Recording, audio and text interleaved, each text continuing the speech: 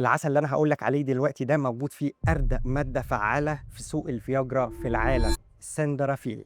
هتيجي تبُص تلاقي واحد من أصدقاء السوق صحابك جايب لك نوع عسل على هيئة ساشيت، وقال لك إن أنت لو خدت ساشيت واحد من العسل ده هتبقى 64 حصان، وده فعلًا هتاخد الساشيت هيبقى فيه هتحس بطاقة 64 حصان للطاقة الجنسية.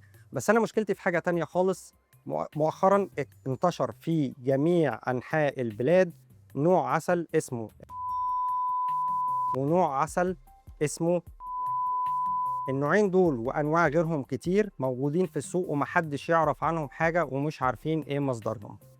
السلطات الفرنسية مؤخرًا من حوالي 3، 4 شهور خدوا العسل ده وحللوه واكتشفوا إنه بيتم إضافة مواد دوائية وفياجرا عليه.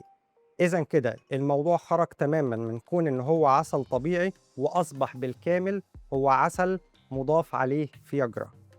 التأثير ده أو المشاكل دي على الlong term بتعمل مشاكل صحية، والعياذ بالله لو حد عنده مشكلة وليكن مثلًا ضغط عالي، مشاكل أمراض قلب، واستخدمت العسل ده مع ألف سلامة، شرفتنا ونورتنا في الحياة الجديدة والجميلة دي، أنت مش هيبقى ليك وجود تاني فيها.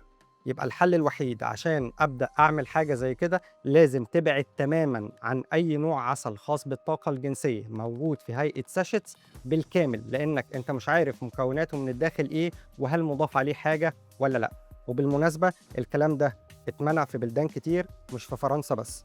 اللي أنا عايز أقوله إن العسل ده تحديدًا إياك ثم إياك ثم إياك تقرّب منّه بالكامل، سواء كنت صحيح أو في مشكلة مرضية.